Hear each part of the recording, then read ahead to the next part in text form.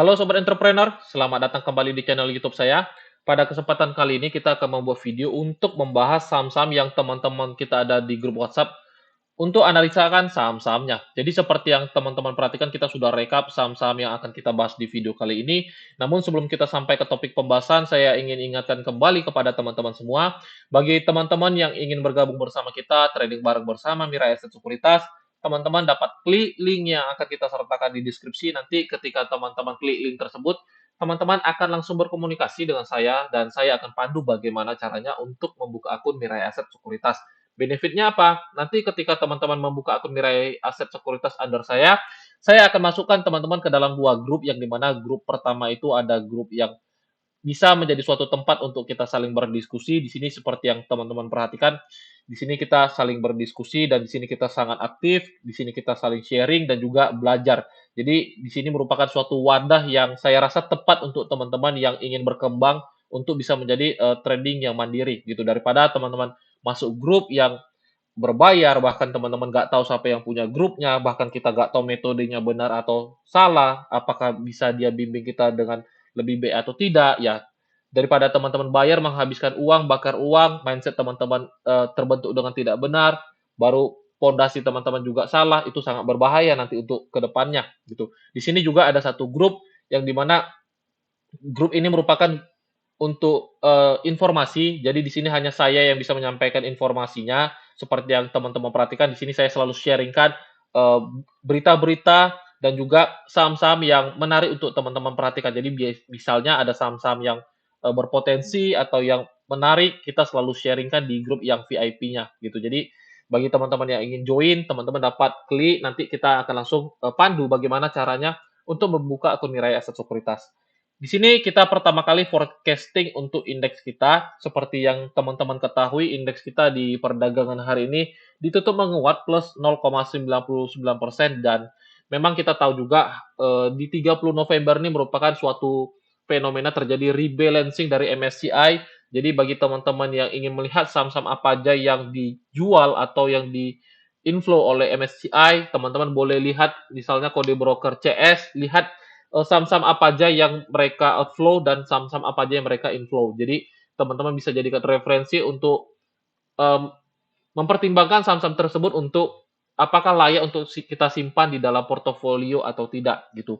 Dan di sini juga kita perhatikan di perdagangan tanggal 30 November terjadi sebuah transaksi value yang cukup besar sebesar 26 triliun. Biasanya teman-teman perhatikan transaksi kita di indeks kita hanya sebesar 15 triliun. Jadi cukup menarik. Kita tahu juga kemungkinan besar sih memang 26 triliun ini dibentuk oleh MSCI. Dia buang barang dan dia masukkan barang di saham-saham yang memang mereka sudah tentukan gitu. Dan juga untuk di kedepannya kita mempunyai forecasting untuk indeks kita positif karena teman-teman ketahui di Desember selalu ada fenomena window dressing yang di mana juga di bulan Desember itu akan selalu ditutup indeks kita menghijau gitu.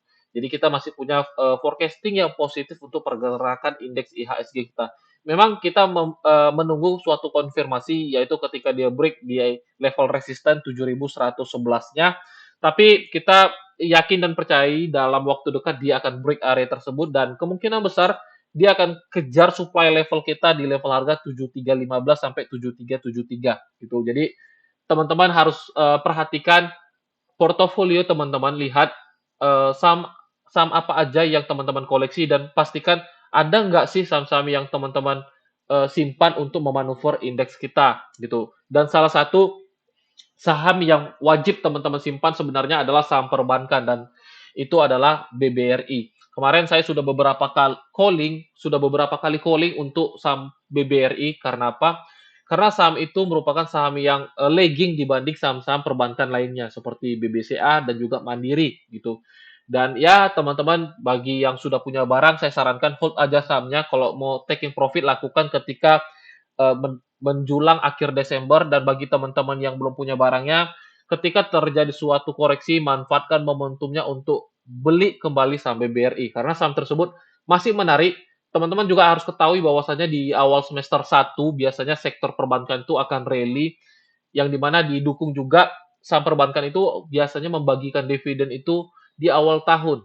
kalau teman-teman perhatikan tuh biasanya di awal tahun dia selalu membagikan dividen gitu. Jadi saya sarankan bagi teman-teman yang ingin pegang dalam jangka waktu medium, let's say kita katakan 1 bulan, 2 bulan, atau 3 bulan, saham perbankan wajib teman-teman koleksi, simpan di dalam portofolio gitu. Oke, nah kita di sini akan langsung saja saham yang akan kita bahas di video ini pertama kali ada saham Indofood. Sebentar saya lihat dulu. Kalau tidak salah kita ada saham Indofood untuk kita bahas. Nah, langsung saja saham Indofood kita lihat. Untuk Indofood sebenarnya kita sudah pernah rekomendasi dari area bottoming. Saya hapus dulu gambarnya. Kita pernah rekomendasi dari area bottoming dan sekarang harganya sudah rally. Di sini teman-teman perhatikan kita pernah rekomendasikan di area-area ini kurang lebih. Nah, kurang lebih di area-area ini kita pernah rekomendasikan dan sekarang harganya sudah mulai rally dan terjadi sebuah pembentukan swing low di sini, teman-teman. Terjadi sebuah pembentukan swing low, kita perhatikan, kita lihat memang kalau seandainya teman-teman mau entry, kita lihat sebenarnya masih menarik gitu. Masih menarik karena apa? Karena stop loss-nya sendiri cukup di bawah swing-nya aja. Nah, kurang lebih stop loss-nya sendiri hanya sebesar 3% di bawah swing low-nya aja. TP-nya, TP1 teman-teman bisa letak setidaknya di 6.800, ini adalah TP1. Jadi ada potensi sebesar 5% dan TP2 teman-teman bisa letak langsung di high-nya di 7.200 gitu. Jadi ada sebesar 11% untuk teman-teman perhatikan gitu. Jadi sebenarnya saham Indofood ini masih menarik dan kalau teman-teman perhatikan juga secara laporan keuangan kinerjanya positif kalau kita perhatikan juga. Untuk ICBP, saham salah satu dari Indofood Group sudah rally, jadi kita perhatikan sih Indofood cukup menarik. Memang sahamnya teman-teman nggak bisa harapkan mempunyai pergerakan atau volatilitas yang tinggi. Let's say kita katakan bisa naik dalam 10%, 5%. Saham Indofood ini jarang terjadi pergerakan sangat signifikan, tapi bagi teman-teman yang memang punya flow yang gede dan pengen volatilitasnya tidak terlalu high. Ya, Indofood salah satu saham yang menarik untuk teman-teman pertimbangkan gitu. Ditambah price action-nya juga menarik untuk kita cermati gitu. Oke. Jadi untuk teman-teman yang ingin entry Indofood masih menarik, stop loss-nya perhatikan dan TP1, TP2-nya perhatikan. Selanjutnya kita lihat Inco. Kita lihat saham Inco. Untuk Inco sendiri teman-teman perhatikan, saya hapus dulu gambarnya. Kita lihat di sini dia sedang dekat area resisten. Jadi bagi teman-teman yang ingin entry, lebih baik stay away dulu, wait and see dulu. Lebih baik entry ketika buy on breakout atau ketika dia masuk area demand level kita. Nah, demand level kita ada di area ini. Jadi teman-teman lebih baik dengan area yang sekarang stay away dulu. Lebih baik kita tunggu dia memasuki area-area ini. Kenapa? Ini areanya dekat area resisten, teman-teman. Sangat rentan ketika dia kena, dia turun, memasuki demand level. Lebih baik tunggu dia masuk demand level atau buy on breakout. Hanya ada dua potensi yang bisa teman-teman gunakan. Buy on breakout atau buy on weakness. Itu dua pilihannya. Dengan area yang sekarang, saya sih nggak sarankan untuk teman-teman entry gitu. Lebih baik menunggu, masukkan dalam watchlist, dan ketika dia masuk area demand, baru entry gitu. Ini kalau presisi ya 7.100 sih bisa, teman-teman. 7.100 teman-teman bisa pertimbangkan. Nah, penetrate-nya seperti ini. Oke, itu untuk Inco. Kita lihat selanjutnya. Sebentar ya. Selanjutnya kita lihat ada PTBA.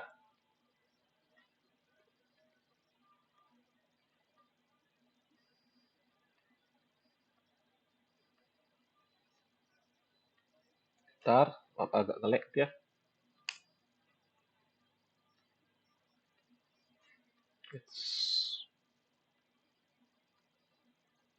Bentar ya teman-teman, agak nge-lag.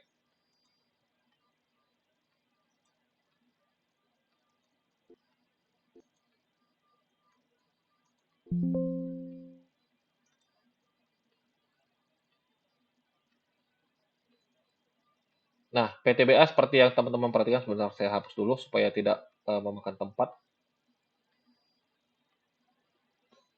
Nah, PTBA seperti yang teman-teman perhatikan, kita sebenarnya punya forecasting dia masih dalam tren yang bearish. Kenapa? Karena dia satu break channel trend line dan kedua dia selalu membuat lower low dan lower high. Nah, di sini saya hapus dulu gambarnya supaya lebih sederhana mungkin kita membacanya. Kalau seandainya teman-teman ingin entry di PTBA, saya sarankan sih wait and see dulu karena dia dekat area supply levelnya. Teman-teman perhatikan dia dekat supply level, takutnya dia kena sini dia makin drop. Nah, takutnya dia kena ke sini baru dia drop. Jadi saya sarankan sih bagi teman-teman yang ingin entry PTBA, lebih baik tunggu dia mampu bermain di atas 3960 atau lebih baik kita entry di bottoming. Nah, ini demand levelnya, teman-teman. Ini menarik untuk teman-teman cermati gitu. Lebih baik kita tunggu dia masuk area demand level kita daripada teman-teman entry di area yang sekarang itu sangat berbahaya. Karena kalau seandainya dia masuk sini, kita punya forecast-nya gini. Let's say kita katakan masuk sini, dia kena sini, seperti membuat pola double bottom, baru break itu jauh lebih menarik gitu daripada teman-teman entry di area yang sekarang itu sangat beresiko gitu. Ini sangat beresiko dia dekat area supply-nya dan stop loss-nya juga masih jauh di area demand-nya. Lebih baik ya kita cari potensi di saham yang lain daripada teman-teman paksakan di area yang sekarang karena ini rentan taking profit teman-teman. Dia ada gerakan kurang lebih hanya 2%-an lagi. Jadi kurang menarik untuk secara risk to reward ratio untuk teman-teman cermati gitu. Oke, itu untuk PTBA. Sejauh ini view-nya selagi dia nggak mampu break di atas 3960, dia masih berada dalam trend bearish. Secara secondary-nya teman-teman perhatikan dia sudah mulai landai ke bawah gitu. Jadi lebih baik kita cari probabilitas di saham-saham yang lain aja. Oke, itu untuk PTBA. Selanjutnya kita lihat saham ACES, S Hardware. Untuk S Hardware sendiri, di sini kita lihat dia mengalami penurunan minus 3,85%. Di sini dia dekat area bottoming. Kalau teman-teman perhatikan, sebenarnya sih ini menarik untuk kita cermati. Kenapa? Karena ini spekulasi tapi dengan risiko yang terukur, teman-teman. Jadi risiko kita cukup letakkan di bawah 490. Kita lihat nih. Nah, stop loss kita katakan sebesar 3%. Di bawah 490 aja, teman-teman. Mungkin kita katakan, let's say ini spekulasi, tapi spekulasi yang bisa kita perhatikan di sini kita lihat ada sebuah bottoming yaitu di bawah 49 di area 490 sampai 500 nih. Jadi kalau seandainya teman-teman mau spekulasi bisa-bisa aja tapi perhatikan kalau seandainya dia break di bawah 490, saya sarankan teman-teman apapun ceritanya wajib cut loss. Jangan coba-coba teman-teman tahan-tahan sahamnya, itu sangat berisiko. Nanti jangan sampai seperti Goto nih. Nah, kalau Goto, teman-teman perhatikan, kalau seandainya teman-teman kemarin nggak stop loss atau tidak cut loss. Kemarin kita di grup ada rekomen juga, tapi kita langsung katakan cut loss, lakukan pembatasan risiko. Dan perhatikan di sini, ketika teman-teman nggak cut loss di area ini, teman-teman bayangkan, 2 hari ini dia sudah floating loss dengan 14% di ARB terus, dan di sini perhatikan, ketika mengalami sebuah distribusi, volumenya sudah mulai naik. Itu sangat berbahaya, teman-teman. Jadi, kita kembali tadi di uh, saham Assetware. Di sini memang juga dia volumenya sudah gede, tapi kita lihat risikonya, teman-teman. Kita lihat risikonya. Kalau seandainya teman-teman ingin entry, perhatikan aja stop loss-nya ada kurang lebih 3% gitu. Stop loss-nya 3%. Jadi ya kembali ke teman-teman kalau seandainya ingin spekulasi, perhatikan risikonya dan bagi teman-teman yang tidak ingin spekulasi dan tipe yang konservatif, ya lebih baik skip sahamnya gitu. Oke, itu untuk ACES. Selanjutnya kita lihat saham Bukalapak. Untuk Bukalapak di sini saya sudah gambarkan, tapi sudah terlalu banyak gambarnya. Mungkin bagi teman-teman akan terlalu sedikit uh, runyam atau complicated karena terlalu banyak gambarnya. Jadi saya akan hapus gambarnya. Saya akan hapus gambarnya supaya teman-teman mengerti. Di sini teman-teman perhatikan dia kena area demand kita. Teman-teman perhatikan di sini kena area demand kita dan harganya sudah rally. Kalau seandainya teman-teman ingin entry, kita lihat stop loss-nya ada 6%. Ini kalau tidak salah ada masuk MSCI. Nah, benar kan? Jadi kalau seandainya teman-teman ingin entry saham Bukalapak, perhatikan aja areanya. Besok kalau seandainya dia akan nutup gap, kalau seandainya besok dia akan nutup gap di 278 atau 280, teman-teman bisa entry. Kenapa? Kita lihat risikonya aja, teman-teman. Kita lihat risikonya aja. Kalau seandainya teman-teman entry, let's say kita katakan di 280. Stop loss-nya sendiri kurang lebih hanya 4%, jadi menarik untuk teman-teman perhatikan gitu. Jadi bagi teman-teman yang ingin entry Bukalapak, saya sarankan perhatikan besok kalau seandainya dia penetrate ke bawah, kena gap 280, teman-teman bisa pertimbangkan untuk entry, baru teman-teman bisa ikut trennya. Setidaknya TP1-nya bisa letak di 298 nih. Ini ada supply di area 298 gitu. Oke, itu untuk trading pendeknya. Stop loss-nya sendiri cukup di bawah 270 aja, teman-teman. Let's say kita katakan close di 268. Itu untuk Bukalapak. Selanjutnya kita lihat sebentar. Selanjutnya kita lihat ada saham MTEK. Untuk MTEK sendiri saya sarankan stay away dulu. Untuk MTEK sendiri saya sarankan stay away dulu karena di sini teman-teman perhatikan dia break dengan candle yang impulsif beberapa hari ini. Nah, kita buat seperti ini. Kita lihat daily-nya terlebih dahulu. Nah, teman-teman perhatikan dia terjadi sebuah distribusi yang dimana volumenya mulai meningkat. Jadi saham ini lebih baik stay away dulu. Memang ada sebuah potensi technical rebound, tapi ya teman-teman perhatikan jatuhnya sangat signifikan seperti ini. Kalau kita lihat dari weekly, sebentar kita lihat dulu.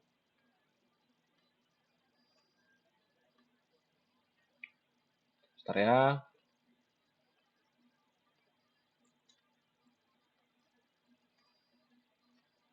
Terlalu jauh teman-teman informasinya. Jadi lebih baik sih saya sarankan stay away dulu aja untuk saham ini. Kita lihat dari harmoniknya juga. Nah, ini ada area-area harmonik supportnya. Tapi saya pribadi sih dengan tekanan yang seperti ini, kita lebih baik menunggu terlebih dahulu ketika tekanan jualnya sudah mulai rendah. Kita lihat dia tidak membuat new low baru, terjadi sebuah konsolidasi, baru kita bisa pertimbangkan entry atau average down sahamnya. Dengan potensi pergerakan yang seperti ini, saya sarankan kepada teman-teman stay away dulu, wait and see dulu, atau hindari dulu saham MTEK ini. Oke, itu untuk MTEK. Selanjutnya kita lihat saham TRIN. Sorry.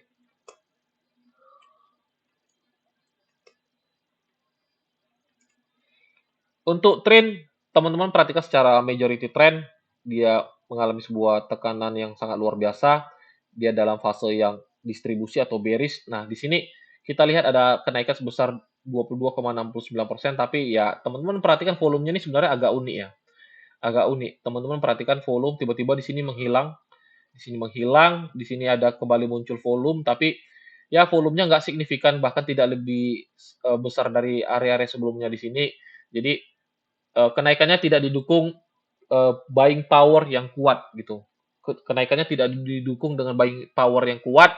Ya lebih baik stay away aja, dan saya sarankan kepada teman-teman yang trading di saham-saham yang seperti ini jangan terlalu greedy. Biasanya teman-teman lihat kenaikannya nih.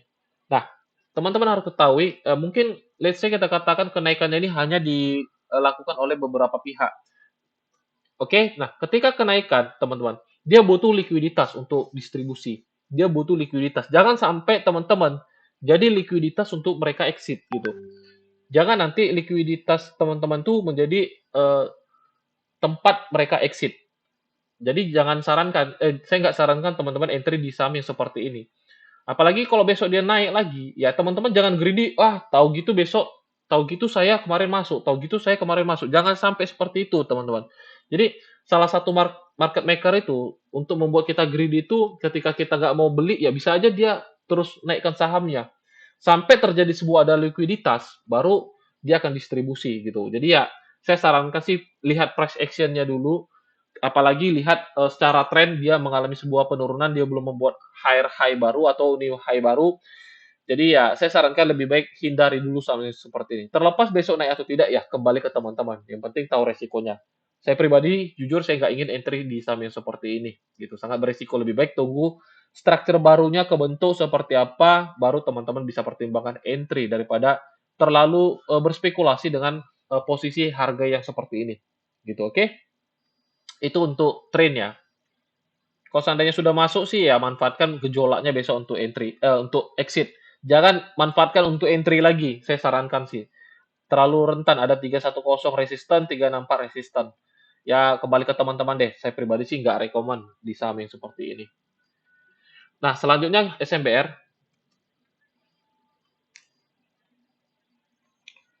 SMBR kita lihat memang di dalam tren dia fasenya benar-benar bearish, teman-teman perhatikan di sini. Dan di sini dia mengalami sebuah penurunan ya. Jadi memang lebih baik ketika dalam posisi tren yang seperti ini, kita lebih baik buy on weakness aja, teman-teman. Lebih baik kita buy on weakness. Di mana? Ya, saya sih lebih menarik, lebih baik kita buy on weakness saja. Kenapa? Karena trennya dulu. Kalau teman-teman entry, lihat trennya dulu. Kalau trennya benar-benar dalam fase yang bearish, ya kita jangan coba entry di sembarang tempat. Lebih baik kita lebih wise, teman-teman entry-nya di area-area kritisnya aja gitu. Ya saya sarankan setidaknya masuk 394, 376 baru teman-teman entry. Kita lihat ada potensi penurunan ya kurang lebih 6% lagi baru teman-teman bisa entry. Lebih baik buy on weakness di saham-saham yang seperti ini daripada teman-teman spekulasi dengan area yang sekarang gitu. Oke, itu untuk SMBR. Selanjutnya ADMR. Nah, ADMR kita perhatikan di sini, teman-teman perhatikan ada sebuah kenaikan tiba-tiba volume dan di sini juga sudah ada volume yang begitu besar. Kita perhatikan di sini.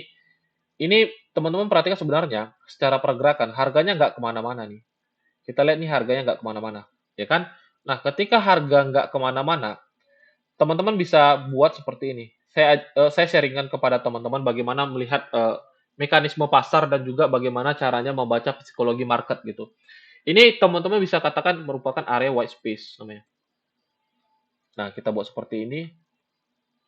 Nah, ini white space yang dimana ini merupakan harga pasaran, teman-teman. Jadi, area yang kita kotakin ini harga pasaran. Ibarat, let's say kita katakan begini. Sebentar, saya ubah dari sini karena terlalu banyak shadow. Jadi kita ambil uh, line chart aja karena line chart ini merupakan area open-nya itu close sama dengan open dengan close pengambilan gambarnya, teman-teman.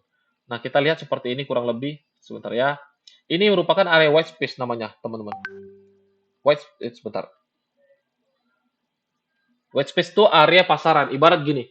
Kalau seandainya teman-teman tahu mobil bekas, kita katakan mobil bekas Avanza deh. Let's say kita katakan mobil Avanza second. Tentu second Avanza ini ada harga pasaran, ya kan? Misalnya kita katakan pasarannya itu 100 juta. Nah, ketika harga pasarannya 100 juta, tentu kita nggak akan mungkin mau beli harganya 120 juta karena itu di atas harga pasaran, ya kan? Nah, sekarang harga ADMR ini, harga pasarannya di mana? Di sini, teman-teman, range area-area ini. Nah, sekarang kita bicara ada harga pasaran, ada harga tinggi, ada harga murah. Di balik harga pasaran tentu ada harga murah, teman-teman. Harga murahnya di mana?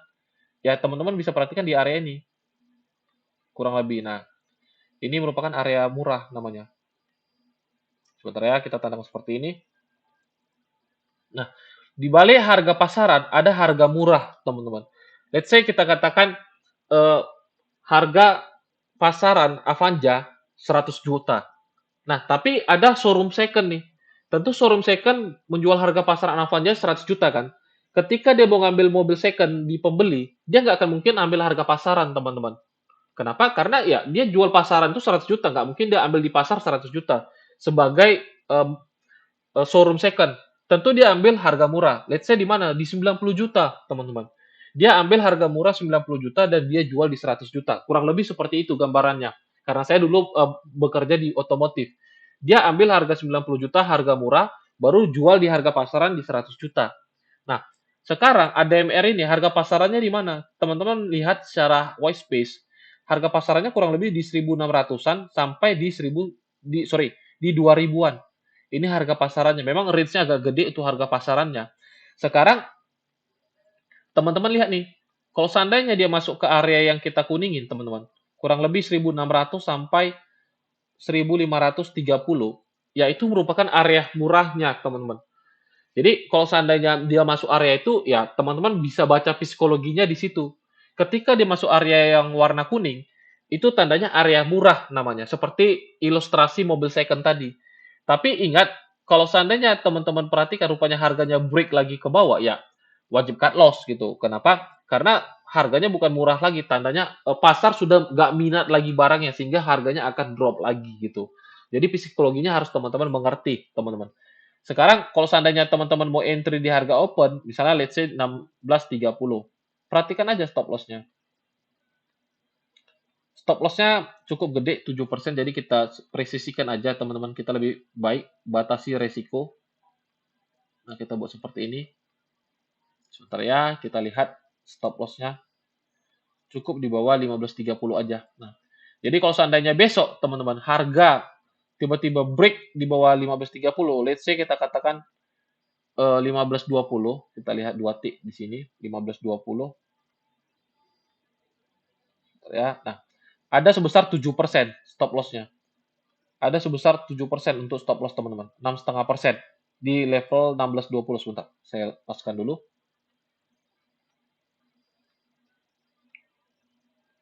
Bentar ya. Nah, ada sebesar 6,5% teman-teman untuk stop loss-nya. Jadi bagi teman-teman yang ingin entry di ADMR sesuaikan dengan resiko gitu. Jangan nanti teman-teman lihat resiko 6% tapi nggak ukur dengan nominal rupiahnya, itu yang berbahaya gitu. Jadi teman-teman harus ketahui ini area white space, harga pasaran. Ini area pasaran yang warna hitam abu-abu ini kita tandakan area pasaran. Harga murahnya di mana? Di area yang warna kuning. Jadi kalau seandainya teman-teman ingin entry, saya sarankan beli di area yang warna kuning gitu. Karena itu harga murah dia, teman-teman. Jangan nanti teman-teman entry di harga pasaran, itu sangat disayangkan ya. Kalau teman-teman sebagai mobil second ya nggak mungkin kita beli di harga pasaran, jual di harga pasaran, itu sangat kurang optimal ya. Tapi lebih baik lihat harga murahnya di mana, jual di harga pasaran, itu jauh lebih relevan, teman-teman. Oke, jadi itu untuk ADMR. Jadi bagi teman-teman yang mau entry, perhatikan aja setidaknya 16.30 atau 1.600 besok dia penetrate memasuki area kuning, ya teman-teman bisa entry. Perhatikan aja areanya. Oke. Selanjutnya terakhir ada Telkom. Sebenarnya sih Telkom ini udah beberapa kali saya ulas ya. Jadi saya bahas singkat aja. Kalau kita lihat weekly, teman-teman, saya lihat weekly, saya sarankan kepada teman-teman kalau seandainya saya buat video sih, ya belajar teman-teman. Jangan saya ulang-ulang, udah saya ulang-ulang, saya itu ditanya lagi. Saya bingung karena bayangkan, saya punya nasabah cukup banyak ya. Kalau seandainya 10% aja nasabah yang terus berulang-ulang teman-teman. Ya, saya bukan nggak ingin menjawab, tapi itu membuat saya jadi bingung gitu. Saya udah buat analisa, tiba-tiba kembali lagi ditanya lagi hal yang udah saya analisa, teman-teman nggak belajar, ya gimana gitu rasanya teman-teman. Nah, ini sebenarnya Telkom teman-teman lihat dia pola double top, oke? Dia pola double top, ini dia berada di area penting. Sekali lagi saya katakan ini dia berada di area penting. Ya, teman-teman lihat aja kalau seandainya beberapa hari kemudian dia break di bawah 3840, wajib cut loss sahamnya. Tapi saya katakan lagi, ini areanya menarik gitu. Kenapa? Kalau seandainya teman-teman entry di area ini, dia langsung rally, ya berarti teman-teman mendapatkan best price. Tapi kalau seandainya teman-teman entry di area sekarang, dia break ke bawah, ya saya sarankan cut loss sahamnya. Kenapa? Karena secara tren dia akan reverse, teman-teman. Ini pola reversal, sorry. Ini pola reversal, teman-teman. Nah, kita buat seperti ini. Ini polanya reversal. Jadi pola double top, dia break neckline. Kalau seandainya dia benar-benar break, ya kan? Ya besar potensi dia akan reversal dari tren bullish ke tren bearishnya. Jadi ketika teman-teman sudah tahu pola reversal, ya jangan tahan lagi sahamnya gitu. Itu sangat beresiko. Terlepas blue chip atau tidak, ya teman-teman harus bisa batasi resiko. Baru cari di saham yang lain untuk manfaatkan probabilitasnya gitu. Oke, jadi untuk Telkom perhatikan aja areanya ini, teman-teman. Secara area dia menarik gitu. Secara area dia menarik karena ini merupakan area terpenting dia. Untuk teman-teman cermati, yang penting jaga-jaga dengan stop loss. Nah, kita lihat. Oke, mungkin itu aja saham-saham yang kita bahas di video kali ini. Semoga bisa bermanfaat untuk teman-teman semua. Kembali saya ingin ingatkan kepada teman-teman, bagi yang ingin bergabung bersama kita, trading bareng bersama Mirai Aset Sekuritas, teman-teman dapat klik link yang akan kita sertakan di deskripsi. Nanti teman-teman akan langsung berkomunikasi dengan saya, dan saya pandu bagaimana cara membukanya. Dan ya, teman-teman bisa nikmati semua fasilitas secara free, secara gratis, nggak perlu pikirkan bayar apapun, daripada teman-teman nggak tahu siapa orangnya, bayar, sayang kali, udah bayar kena tipu lagi. Teman-teman tahu tuh grupnya. Udah bayar kena tipu lagi, ya. Sayang kan, daripada teman-teman cari mentor, cari navigator, nggak jelas teman-teman ditipu, ya. Saya sangat sayang sih, jujur aja. Oke, sampai di sini aja videonya teman-teman. Sampai jumpa di video-video selanjutnya. Salam entrepreneur.